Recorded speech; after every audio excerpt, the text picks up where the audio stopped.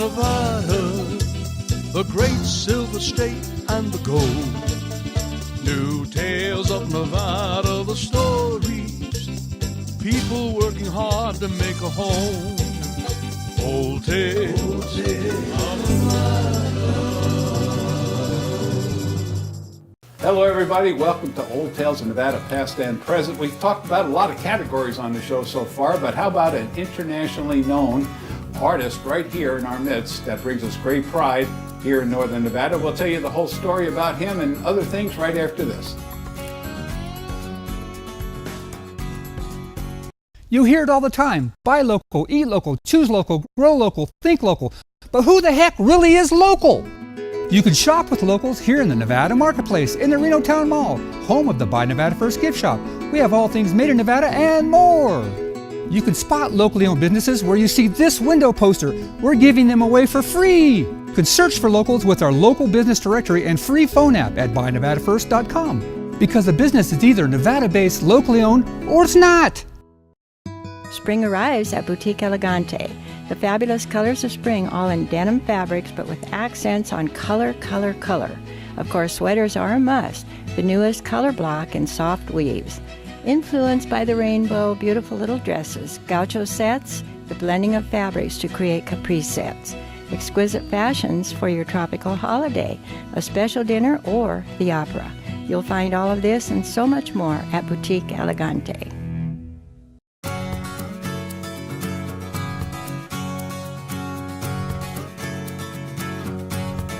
Welcome everybody to Old Tales of Nevada, past and present. I'm John O'Brien, the host of the show, and with me as usual, our good friend and the man who carries the freight for our show every week is Uroy Marshall.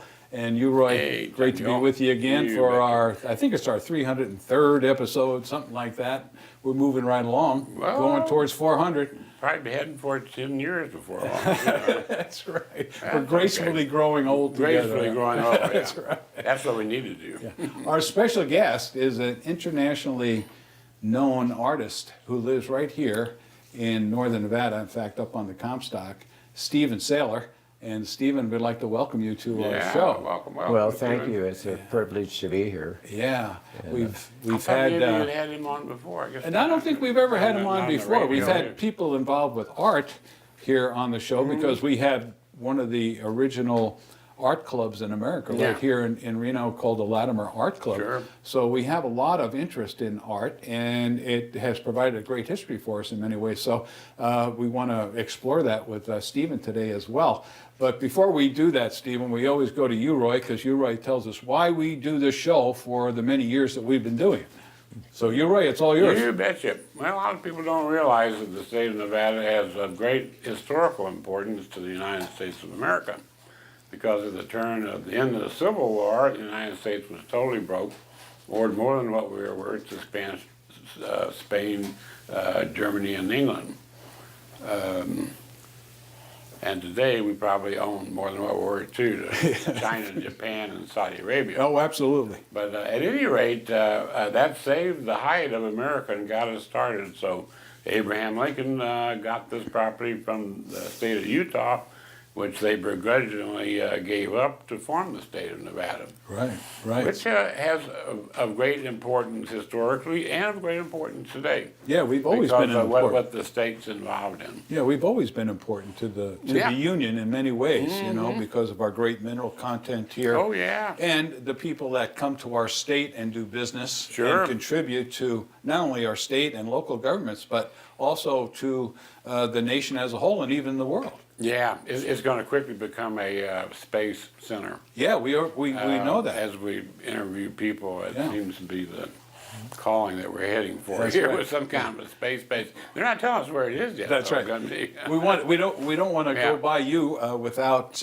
mentioning that you have the store. Yeah, Marshall Mint. Marshall Mint, located very conveniently Yeah. at the Reno Town Reno Mall Town on Mall. Peckham in Virginia.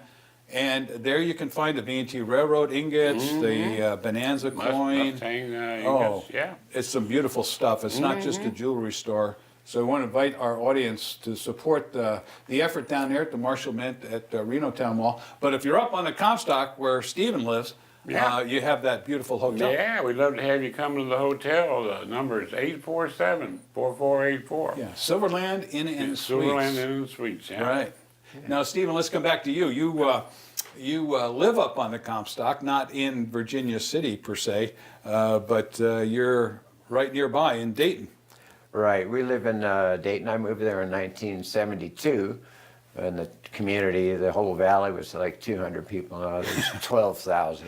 Yeah, it's changed a But lot. moved into a really old home built in 1856. There was no running water. There was no electric. Wow. Had an outhouse the WPA built out back. And a pond the Chinese had dug in the 1860s, which was the water supply for Dayton until 1976. And then the county decided to put a water tank and a well in. And Wow. I said, sign me up. And I got running water in 1976. How about That's that? fantastic. What's it like to own a home built in 1856? It had to be like a money pit to restore it, right? Actually, the home had been occupied. Oh, okay. It was in dire need, but that was my first Comstock restoration project. What brought you to Nevada? Because you're not a Nevada resident, I mean native. You weren't born here, so how did you find your way to Nevada? I like to tell the story. I was an art director in New York City, and New York City in the late 60s, early 70s was bankrupt, crime-ridden, filthy, and the agency I worked for out of Akron, Ohio, said I had to stay there. I was an assistant television director, and I said, I can't live like this. So they said, well, you have to either stay there, or I gave them 2-week notice. But I'd met an art director in San Francisco, and he said, come out, we'll give you a job. And my older brother was living in Reno, doing he's an electrical engineer, and he was working on the MGM. Oh, okay. So I stopped and was reading the evening paper, and May Advertising, which was the biggest ad agency in Nevada at the time, was looking for an art director. And I always liked this area because we lived here in the early 50s when my dad was stationed at Stead Air Force Stead Air Force Base, yeah. Yeah, he was a pilot. So I went in, applied for the job, they hired me, and that was that. And then I wanted to have horses. Don't know why, but I did. So, Why do people want horses? so I ended up in Dayton Yeah. and got this house, and things moved on from there. Moved on from there. So you're there. Any children along the way, or just you and the wife enjoying life up there? Well, I have a daughter and a stepdaughter, and my wife has 3 children. Oh, okay. When we married, then we had 5. Now we have some wonderful yes, grandchildren. Yeah. So I always like to ask an artist, because what's your age now, my friend? If you 71. 71.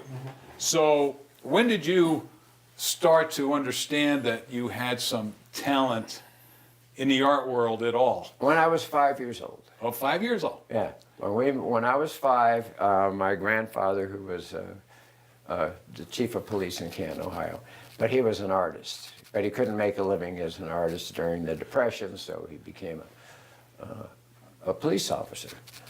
But he loved to doodle, so he'd sit with me, and we would doodle and draw and stuff, and he encouraged me.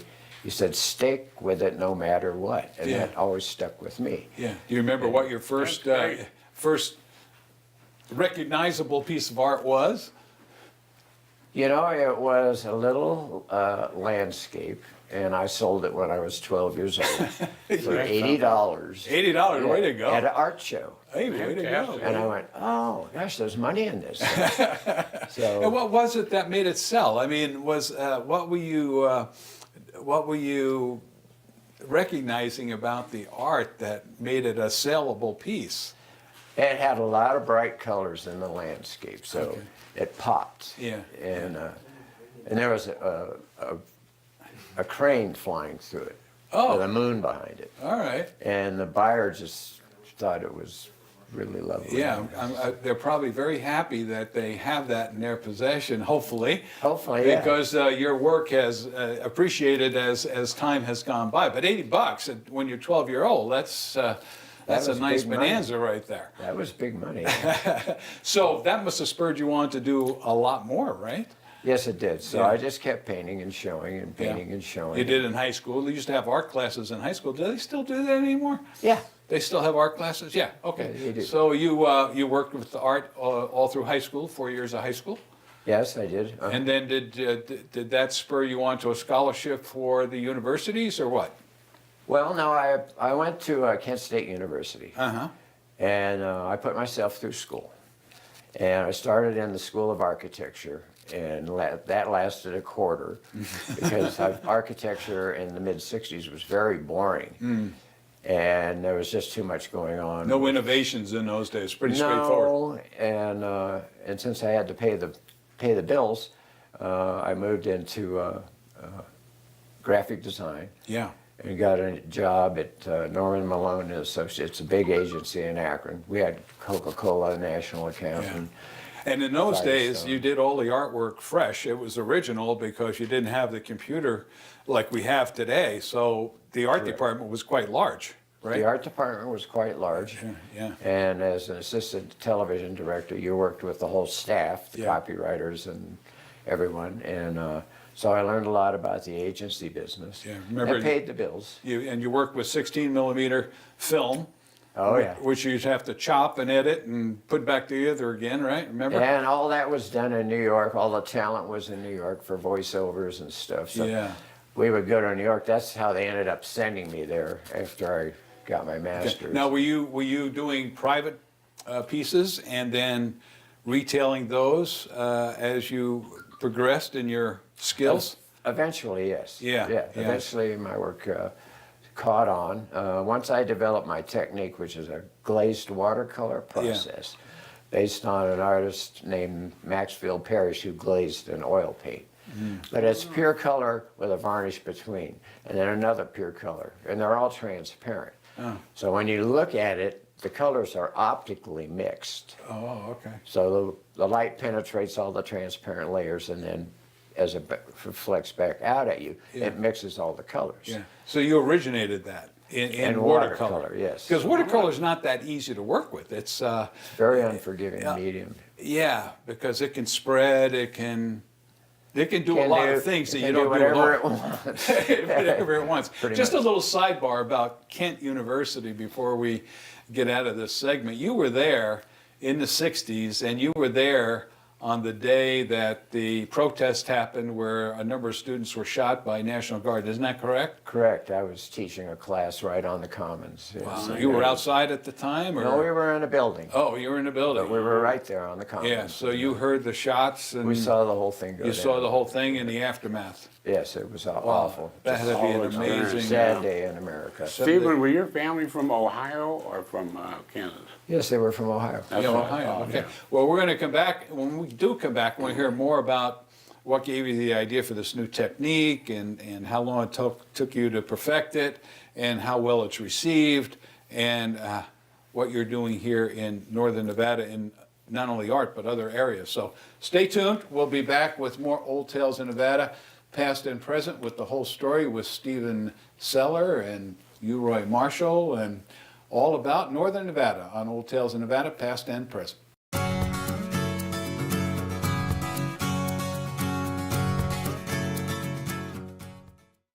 Everything is handpicked here at Precision Diamonds. All jewelry is handpicked here at Precision Diamonds. Come to Precision Diamonds. I'll fix your jewelry just like new. All of us at Shoeman's Custom Cycle are ready to get you and your Harley ready for the road. From oil and tire changes to high-performance engine upgrades and dyno tuning, we at Shoeman's have got you covered with experienced factory-certified mechanics and a full-service machine shop loaded with parts and accessories. Shoeman's Custom Cycle has been serving Northern Nevada since 1988. So ride on down to Shoeman's Custom Cycle at 275 East 4th Street in downtown Reno. Shoeman's Custom Cycle with a biker's bike shop. Hi, I'm Paula. And I'm Dan. We're the producers of the Tanner's Marketplace Antiques and Craft Shows at the Livestock Event Center on Wells Avenue. I'd also like to tell you about our everyday location. We're at Somewhere in Time on South Virginia Street. We're Antique Antiques, booth number 46. You'll find paintings by Nevada artists, collectible glass, vintage jewelry, Native American jewelry and baskets, antiques and unusual to unique items. Find it all at Antique Antiques inside Somewhere in Time at 1313 South Virginia Street. Come see us! Spring arrives at Boutique Elegante. The fabulous colors of spring, all in denim fabrics, but with accents on color, color, color. Of course, sweaters are a must. The newest color block in soft weaves. Influenced by the rainbow, beautiful little dresses, gaucho sets, the blending of fabrics to create caprice sets. Exquisite fashions for your tropical holiday, a special dinner, or the opera. You'll find all of this and so much more at Boutique Elegante. You hear it all the time. Buy local, eat local, choose local, grow local, think local. But who the heck really is local? You can shop with locals here in the Nevada Marketplace in the Reno Town Mall, home of the Buy Nevada First gift shop. We have all things made in Nevada and more. You can spot locally owned businesses where you see this window poster. We're giving them away for free. You can search for locals with our local business directory and free phone app at buynevadafirst.com. Because a business is either Nevada-based, locally owned, or it's not.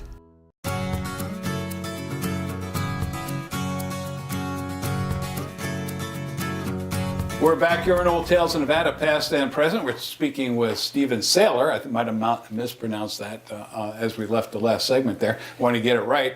But people who are in the art world certainly know how to pronounce your name because, as I mentioned in the intro, you're an internationally known artist. So you've really done some great things, evidently, as we think about art, not only locally, but around the world. People are finding out that you are here. So we appreciate that. It brings us great pride to have you living with us here in Nevada. It's an honor to be here. Yeah, and as we go through the program, you're going to see how you're giving back to the community as well. But I wanted to talk about your skills as an artist because people do art in many different ways. I mean, people will draw, this, or make a painting out of this, or they'll draw a horse and make do great work that way in the animals world. But and landscapes. We have a lot of people in Nevada do landscapes because of our beautiful environment here. But you evolved into a certain skill that people appreciate. Tell us what that is. Well, I've always been fascinated with people. I love meeting new people. And so people is the focus of my art. And I don't do I've done maybe one or two just stayed, portraits. But I'd always paint people doing what they do in a scene, cowboys or miners or politicians. Or a lot of the Western characters? A lot of Western characters, a lot of country and Western people, a lot of our state representatives, quite a lot of... The people really appreciate, rather than a photograph, they like the original paintings. Are they more important to those who commission you to do those kinds of things? Yes, exactly right. To have a painting, a portrait painting, is, I mean, you can take a photograph, and so anybody, selfies are billions a day. Yeah. But to have a painting done of you or someone is quite a different animal, and people like to have a painting. Yeah, I know you always posed for a couple of those, right? You're right. You have one at the hotel. You got one here in the library next to this museum room. And how did you enjoy that experience? Varied. It is varied. One was quite a bit different than the other. Was it? Yeah. Was it a long time posing, or was it you jump in, jump out of the pose? I mean, it's... No, it required a couple of weeks posing about something like that, but not much more than that. As I mentioned to you, he taught art at the University of Cairo and was a good friend of the ambassador from Egypt to the United States, who did Ashraf Ghorbaw, who was the ambassador, and then a number of very famous movie stars. I see. But he did a gold background. Okay. That's what you see there. So, Stephen, when you look at a person and you're getting ready to do the portrait, you must see it differently than the average person. I mean, what is your focus of attention as you look at an individual and you get ready to paint that portrait? Well, the first thing is to get to know the person. I've only ever painted one or two people who are already passed away. Oh. So you don't work off of photographs, you pretty much work off the life subject. Yeah, he has a keen eye. He has a keen artist eye. You can tell just by looking at him. He has that real keen look. It really gets good to know the person that you're going to paint, or you end up with a very staid-looking stiff portrait. Yeah.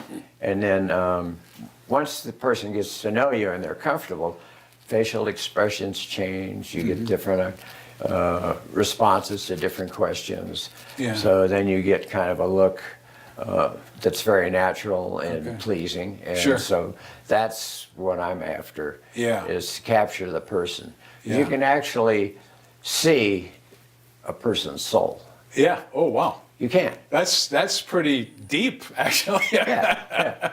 Not everybody Not that- can do that. you Well, know? not that you're painting their soul, but it ends up showing up in their face. You see yeah. it. You see it. You're Yeah. able to get the character of the person with the painting, which is really Yes. cool. And we're going to show some examples as we go through the show here today. But what a skill that is to Yeah. be able to do that.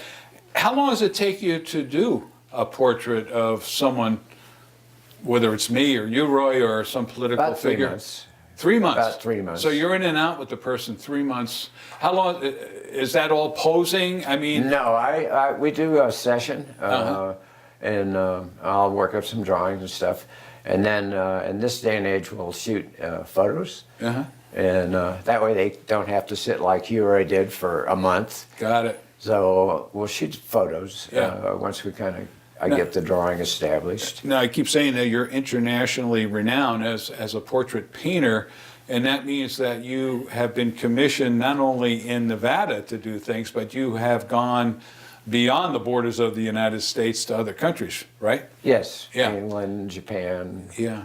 Hong Kong. Yeah. to So name a as you few. go there, you don't fly back and forth. You have to spend that duration there, right? Well, yes and no. It depends. I've spent months in China. And months in England. Who have you painted? Who are some people that we might recognize that you've painted, whether political, entertainer? Oh, Do you have any well, in mind? yeah, a lot of. I did a few fundraisers for the V&T Railroad, Uh-huh. and the second one was called Celebrity Train. It was all country and western singers. There were Oh. 24 of them. 24. Okay. Anybody we might recognize? Not Damn bad. near all of them. Loretta Lynn, those kind of folks? Well, yeah. or more recent? Crystal Gale. Oh, and, Crystal Gale, Juice Newton and Waylon Jennings and Kenny Rogers and Roger Miller and Boxcar Willie and Oh, Boxcar Willie. They used to all come down here to the Nugget, to perform. right. In fact, Yeah. I've photographed Glenn Campbell and his 3 children at the Harrah's. At the Harrah's, yeah. He used to play at Harrah's, and a bunch of them used to play Mickey Gilley over at Mickey the Nugget. Gillies, I Remember? painted Mickey. Yeah, you know why I know all that? I used to manage the Crow, K-R-O-W, which was real country. Yeah. And they used to give us free passes all the time to go see the stars. Yeah. And they'd come over to the station and do interviews. So I got really into country music when I was over there with the Crow. Yes. Met a lot of wonderful people. Young Randy Travis just getting Oh. started. He posts. Fabulous. Our local Lacey J. Dalton. Yes. She was in Vegas. I met her there. Yeah. And then turns out she's my second cousin. Hey, how I'll be about that? darned, how about Yeah, that? wonderful. Yeah. Yeah. So when who was your favorite? Who's your favorite portrait to paint? Oh boy. Is there anyone Probably that stands Ronald out? Reagan. Oh, you did Ronald Ronald Reagan. I Reagan? got a commission from the family through Mike Reagan's side of the family when he first became president to do a painting for his desk of he and Nancy. Oh. So it's called Inaugural Eve. Uh-huh. And it was a little small painting because he wanted it for his desk. Oh. And so they're standing, speaking to the audience. Uh-huh. And she's wearing that famous pearl dress that's now in the Smithsonian. You're right. Uh-huh. And then Senator Laxalt at the time Okay. and the state presented a proclamation and delivered it. Wow. And then we used to have, for 28 years, we had a models party. So all the people that modeled for me, we had a big party for them. Mm-hmm. Then we'd invite all the collectors that bought their paintings.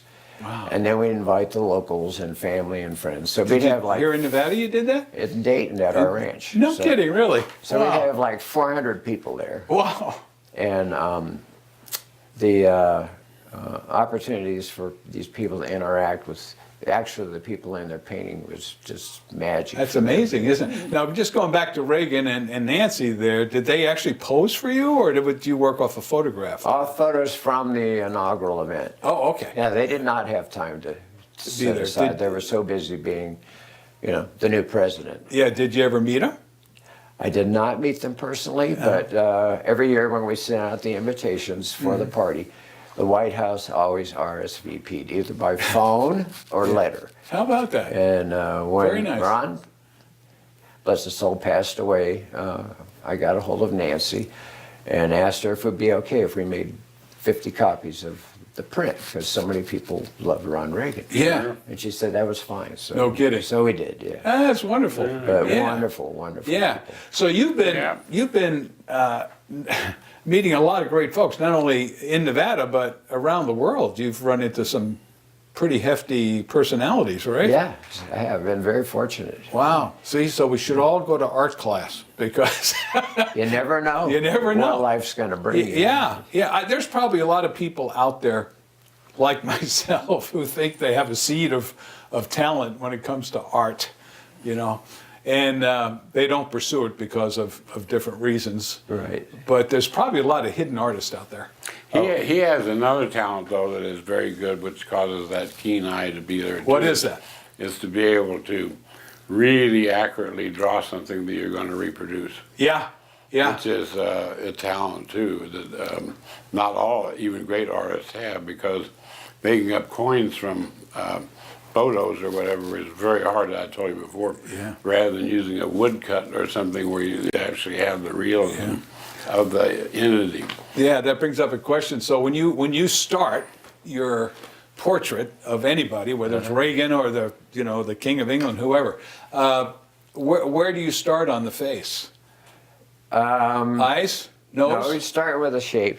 The general basic shape. yeah. Okay. And then break the face down from there. Oh, okay. And some people's faces are long, some are more round. So. Yeah. Do you study that a lot? Anatomy, that sort of thing? Well, I did You did? crazy at the university. Yeah. Yeah.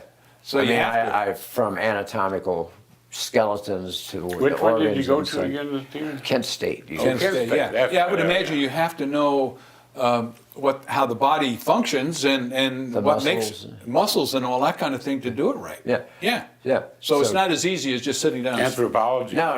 Yeah. So you would, I don't do it now, but you would draw in school. You would draw, the skeleton, and you would draw it with the organs, and you would draw it with the muscles, and then you'd put the skin on. Oh, okay. And by learning that, then you really understood what's going on. Yeah. That's making that person's face their own. That's amazing. So it really helps to That's understand amazing. the underlying elements. You must be a pretty smart guy. All right, listen, we got to take a break. We'll be back with our third segment of Old Tales in Nevada right after this.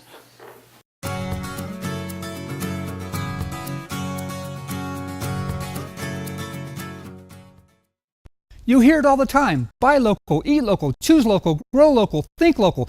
But who the heck really is local? You can shop with locals here in the Nevada Marketplace in the Reno Town Mall, home of the Buy Nevada First gift shop. We have all things made in Nevada and more. You can spot locally owned businesses where you see this window poster. We're giving them away for free. You can search for locals with our local business directory and free phone app at buynevadafirst.com. Because the business is either Nevada-based, locally owned, or it's not. Spring arrives at Boutique Elegante. The fabulous colors of spring, all in denim fabrics, but with accents on color, color, color. Of course, sweaters are a must. The newest color block in soft weaves. Influenced by the rainbow, beautiful little dresses, gaucho sets, the blending of fabrics to create caprice sets. Exquisite fashions for your tropical holiday, a special dinner, or the opera. You'll find all of this and so much more at Boutique Elegante. All of us at Shoeman's Custom Cycle are ready to get you and your Harley ready for the road. From oil and tire changes to high-performance engine upgrades and dyno tuning, we at Shoeman's have got you covered with experienced factory-certified mechanics and a full-service machine shop loaded with parts and accessories. Shoeman's Custom Cycle has been serving Northern Nevada since 1988. So ride on down to Shoeman's Custom Cycle at 275 East 4th Street in downtown Reno.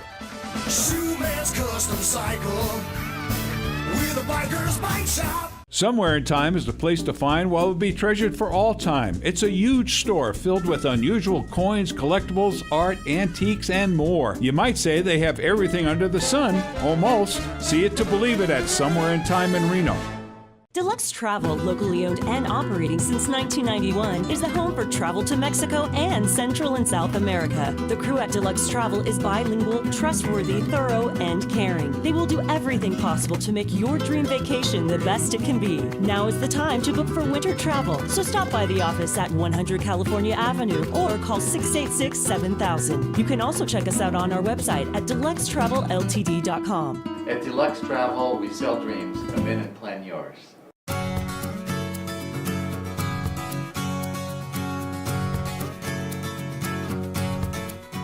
We're back for our third segment of Old Tales of Nevada, Past and Present. Just to remind everybody who we are, I'm John O'Brien, the host of the show. You, Roy Marshall, as usual, on the set with us every week. And our special guest today, Stephen Saylor, who is a international renowned artist who lives right here in northern Nevada. It gives us great pride to have him on the show and living among us, and has brought some great people and great notoriety to the area in which we live. And that's just part of our environment here. We have so many great people that live here, entrepreneurs, artists, business people. I mean, it's just unbelievable the type of folks we have. Great talent. Great talent, and they not only great talent, but they make success of themselves, and then they give back to the community, of which we're going to talk about with Stephen here shortly.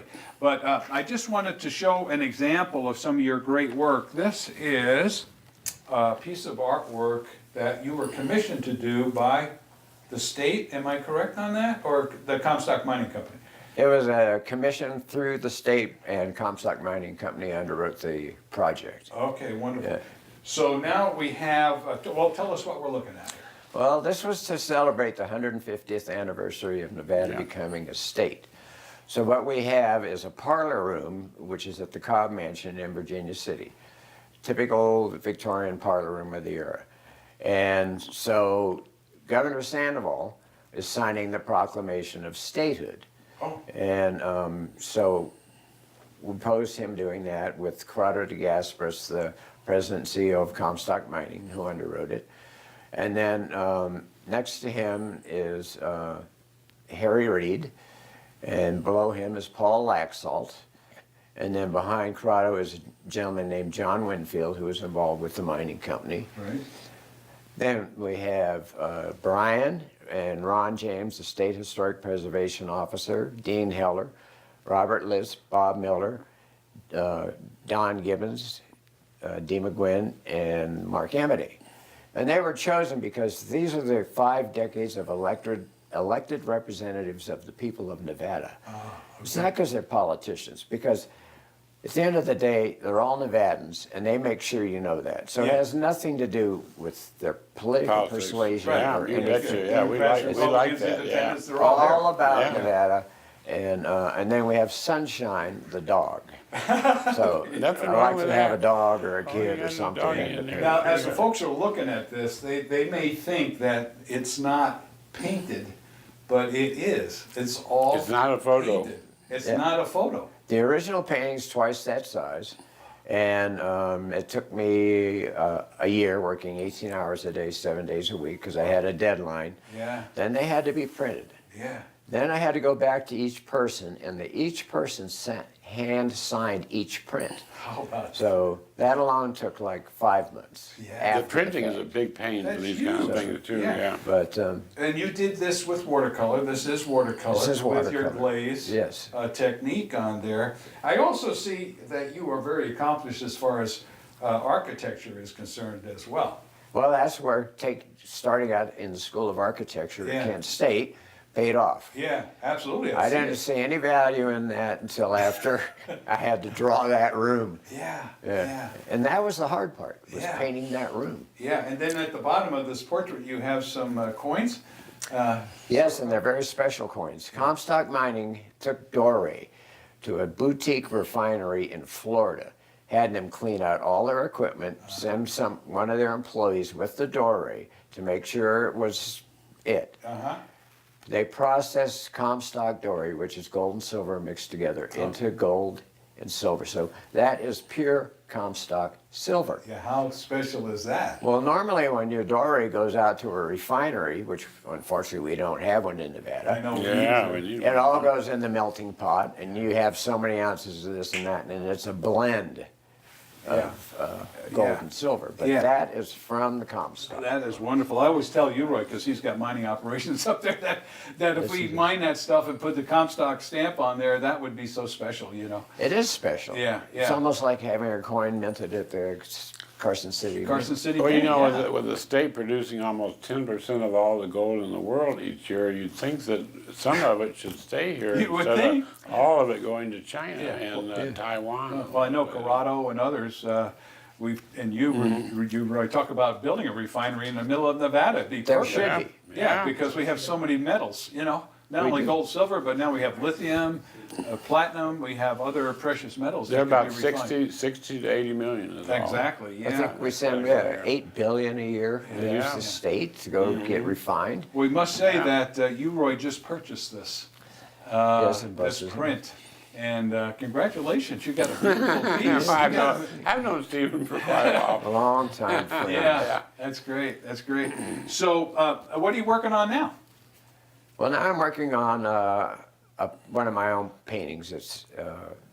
But I just finished illustrating my wife's children's book called Nice. Christmas and Carol. Oh. She writes wonderful stories about our animals. We have 140 rescued animals on our ranch. that's We've been right, doing yeah, that for 4 decades.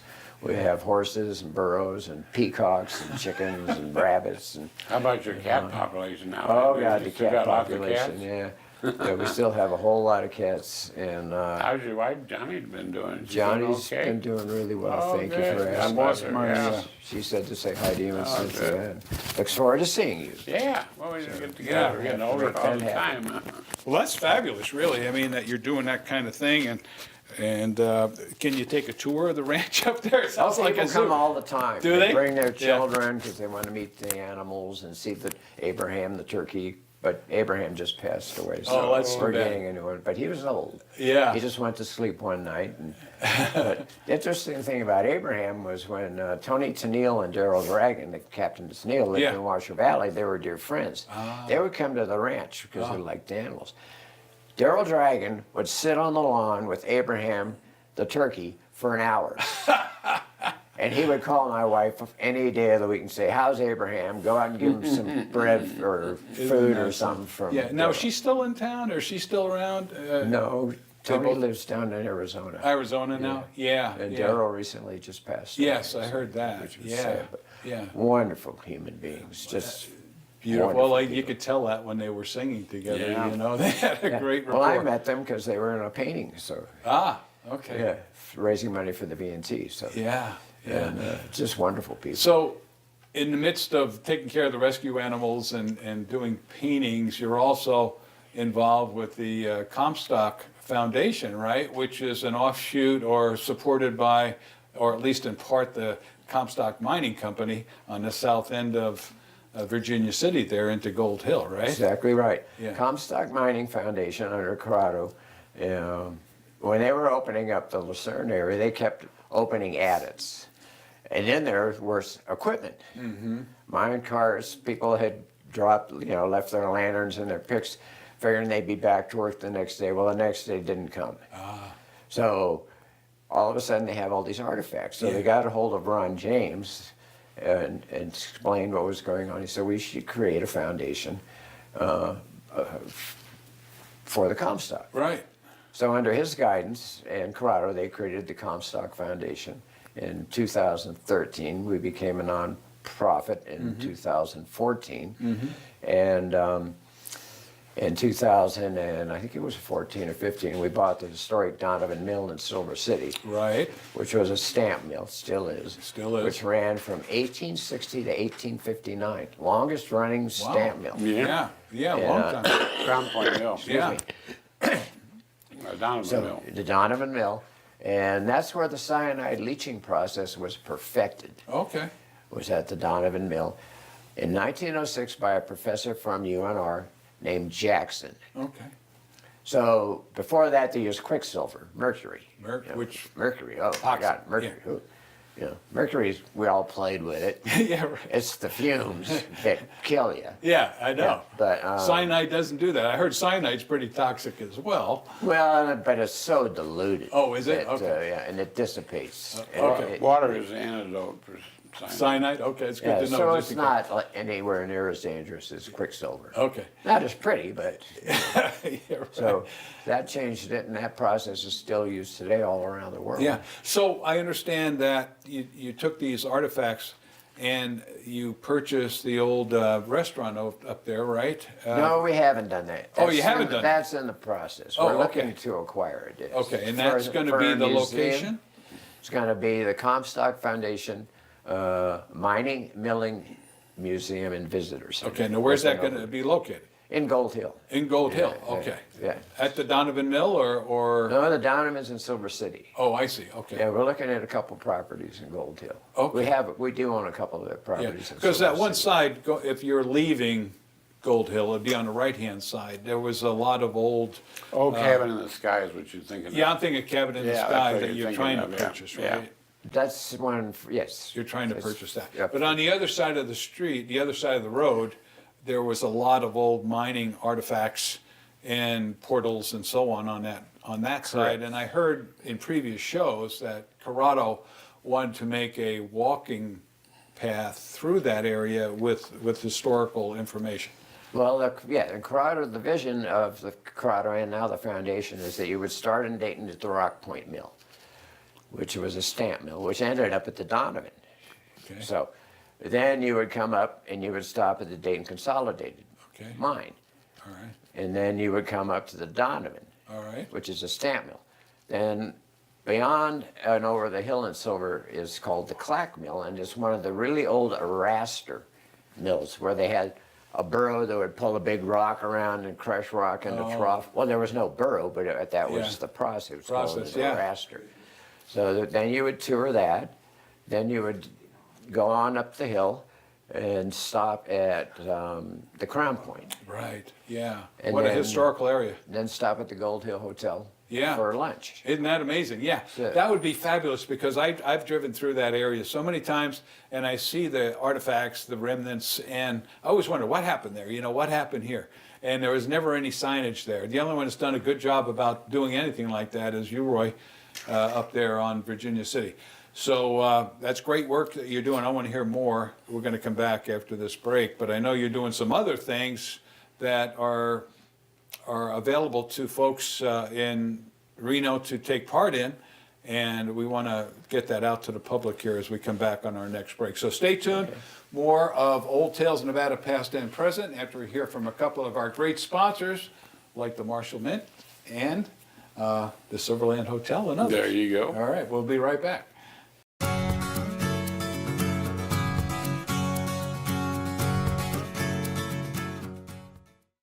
You hear it all the time. Buy local, eat local, choose local, grow local, think local. But who the heck really is local? You can shop with locals here in the Nevada Marketplace in the Reno Town Mall, home of the Buy Nevada First gift shop. We have all things made in Nevada and more. You can spot locally owned businesses where you see this window poster. We're giving them away for free. You can search for locals with our local business directory and free phone app at buynevadafirst.com. Because a business is either Nevada-based, locally owned, or it's not. Everything is handpicked here at Precision Diamonds. All jewelry is handpicked here at Precision Diamonds. Come to Precision Diamonds. I'll fix your jewelry just like new. All of us at Shoeman's Custom Cycle are ready to get you and your Harley ready for the road. From oil and tire changes to high-performance engine upgrades and dyno tuning, we at Shoeman's have got you covered with experienced factory-certified mechanics and a full-service machine shop loaded with parts and accessories. Shoeman's Custom Cycle has been serving Northern Nevada since 1988. So ride on down to Shoeman's Custom Cycle at 275 East 4th Street in downtown Reno. Shoeman's Custom Cycle with a biker's bike shop. Somewhere in Time is the place to find what will be treasured for all time. It's a huge store filled with unusual coins, collectibles, art, antiques, and more. You might say they have everything under the sun, almost. See it to believe it at Somewhere in Time in Reno. Spring arrives at Boutique Elegante. The fabulous colors of spring, all in denim fabrics, but with accents on color, color, color. Of course, sweaters are a must. The newest color block in soft weaves. Influenced by the rainbow, beautiful little dresses, gaucho sets, the blending of fabrics to create caprice sets. Exquisite fashions for your tropical holiday, a special dinner, or the opera. You'll find all of this and so much more at Boutique Elegante. Come to Precision Diamonds. I'll fix your jewelry just like new.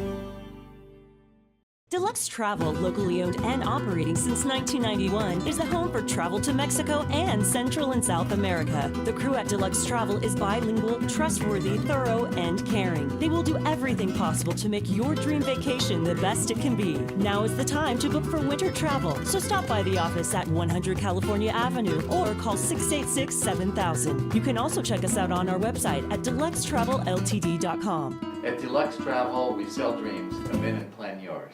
Somewhere in Time is the place to find what will be treasured for all time. It's a huge store filled with unusual coins, collectibles, art, antiques, and more. You might say they have everything under the sun, almost. See it to believe it at Somewhere in Time in Reno.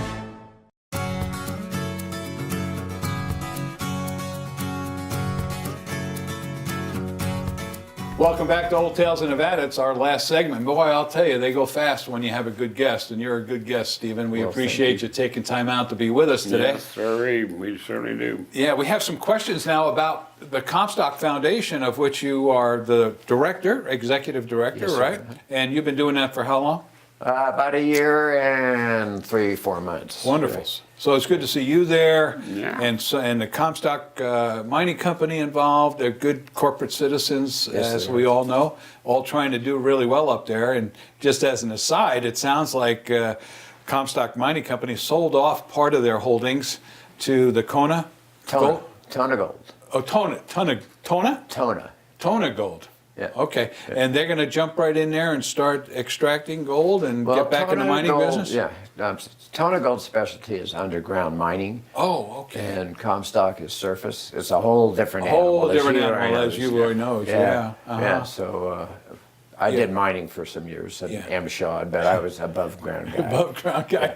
Yeah, well, I understand because we had the geologist on our show a while back, and he has, according to him, identified a huge amount of gold underground. There's a big, huge deposit there that needs to be accessed, but the Comstock, for whatever reason, didn't have the resources to get down there or didn't want to. They just held it, but now it's going to be used, right? It's in, it's beyond Silver City. Yeah. I know my dear friends in Silver City are concerned, but it's beyond the viewshed of Silver City. And as you're headed down towards Highway 50, it's called the Dayton Resource area. And then on the right, and then on the left is Spring Valley. Okay. So that area is where these deposits are. Okay. So, Great. But So as big far things. as being in Silver City and seeing it, you wouldn't see it happening. Yeah, It's yeah. over the hill. Yeah, technology has come a long ways in the way they do things and reclamation and all that kind of stuff. It's not as bad as it used to be for the residents. And Comstock Mining has won the awards year after year from the state and the BLM and the feds one of for the them right best here. work. Yeah, talk about awards. And Yeah, the Comstock right here, Foundation, because of your hard work and others up there, yes, you were able to garner this award. And what is that award about? This is an award presented annually by the Northern Nevada Development Authority. Whoops, I fell out. I don't want to fall. And they honored us as the nonprofit foundation of the year for Wonderful. all our efforts going forward on the Comstock. Yeah. And what is your mission, actually? Our Comstock is the Virginia City National Historic Landmark District and the Comstock Historic Landmark District. So we are not just a building. Okay. We are the district. Okay. So we support other foundations, Fourth Ward Schools, St. Mary's Arts Center, Pipers, on and on and on. And we've helped them with resources when we had them. We've helped them with materials and or volunteers when we've had them available. Wonderful. And they're all wonderful foundations. And we were just so honored to receive this award. Yeah, because we don't want to see that district disappear. We don't want to see, Virginia City fall into the condition it maybe once was. We want it to be definitely kept in good shape and let people know that rich history that's happening up there. Well, and that's coming back more and more because when Bonanza came along and everything, then Virginia City, everybody thought was a cowboy town. Yeah. So now the focus in the community is we are a mining community. Yes. So now the focus is the mining. Yes. Which is, is what we are. Yeah. So the community up there is more focusing on mining. Yeah, and to help that effort along in harmony with your mission, you are actually doing lectures up there on a regular basis. I get your emails, and some of them sound very interested. But tell us what it's all about, what those lectures and what all is involved as you come up there to take part. Well, our host hotel, the Golda Hotel, the oldest hotel in Nevada, we have a lecture series March through November. It's the first and third Thursdays of the month at 7 p.m. You can come earlier and have dinner and the lecture, and the food's excellent. Yeah. And so we have varied topics every time. And if you go to comstockfoundation.org, under the events, lectures and tours, there's an events page, and you can see what's coming up. Okay. And we sell out every time now. Sellout. When you have a sellout, how many people is that? Oh, well, 100? 65. 65. That is a sellout. That's what we can pack. That's an awful lot in the Go Hill. That's a lot in the Go Hill. In that case, few people sitting on the stairway, but but the lectures are at 7 and they last an hour to an hour and a half. Stephen, they've been going on for at least probably, 12, 15 years or so, huh? Yeah, the original lecture series the Phase had started at Gold Hill Hotel. Yeah, yeah. And then we picked it up. Yeah. When they sold the hotel, we picked it up. Yeah, and we did them for a while with you, Roy's permission, up there at the Silverland Inn, the Suites. Yes. And that kind of got it going again, and then the Comstock Foundation ran with it, I think, after you took over.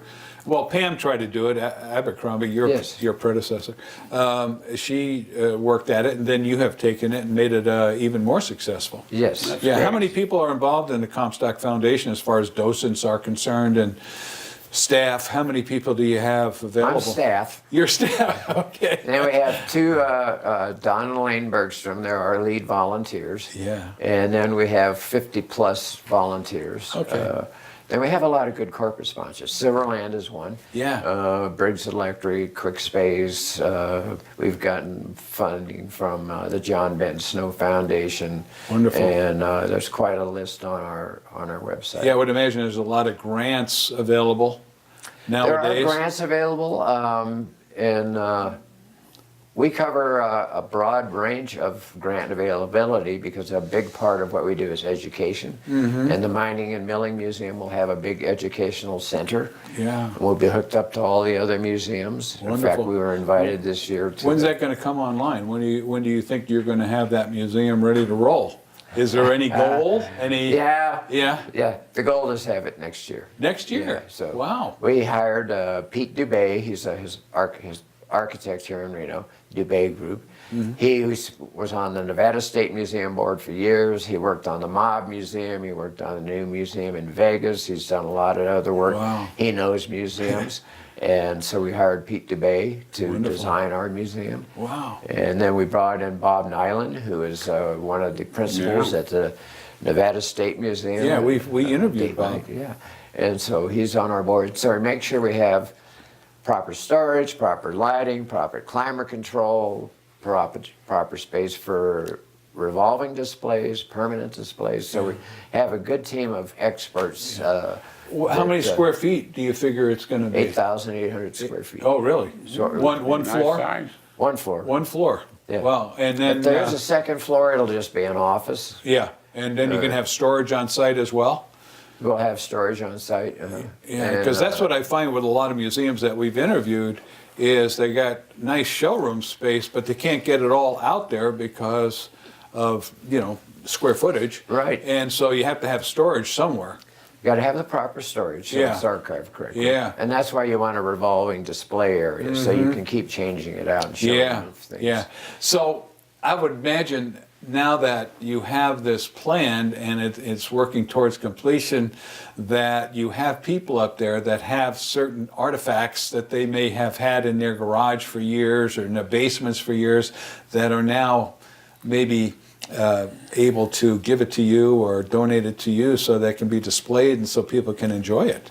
Well, that's true. We've just received from a family out of Idaho, the McDonald family, 3 beautiful big binders with sleeves, and his great-grandfather was here on the Comstock and in Reno, and he collected documents, old store receipts, V&T freight, on and on. I mean, every kind of business you could think of, from Teamsters to mills to mines.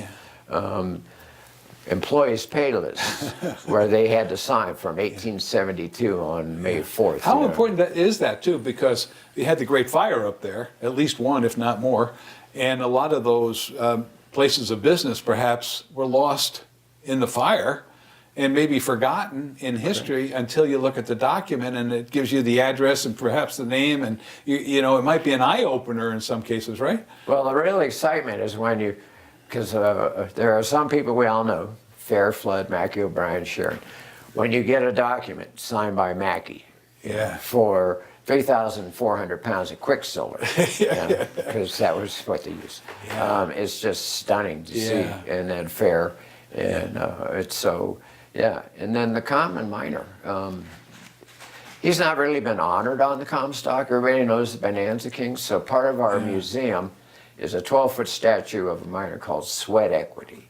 Oh. And it's a miner wiping his brow, leaning on a pick. Yeah. And so he'll greet the people at the new museum. Yeah, what a life that miner had. Very short life, actually. Actually, if they lived into their 40s, they were lucky. Yeah. Because down in the mines, the air temperature was 130. Yeah.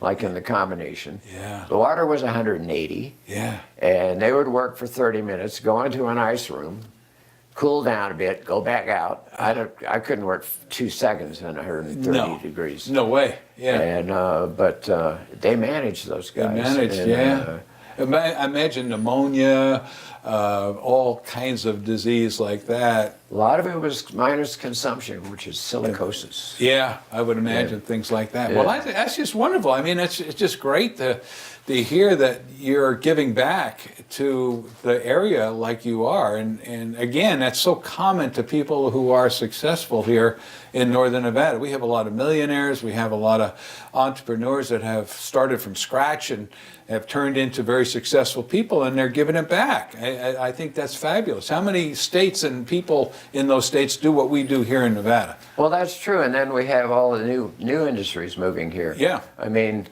the Comstock was the Silicon Valley of its day, because all the new technology bloomed on the Comstock. Yeah. Well, now all the new technology from Silicon Valley is coming up here. So we have to close. I hate to do it, but we have to close. We want to thank you, Stephen, for being with us today, bringing us pride to have you here in Nevada, and letting people hear about the great things that are going on in your life and also at the Comstock. And you, Roy, thanks for bringing the show to the folks here in Northern Nevada. We want to thank our audience for being with us as well. Invite you back next week for another episode of Old Tales of Nevada, past and present. And for Stephen and for you, Roy, and myself, John O'Brien, we want to wish you a happy Nevada Day and see you next week on Old Tales of Nevada, past and present.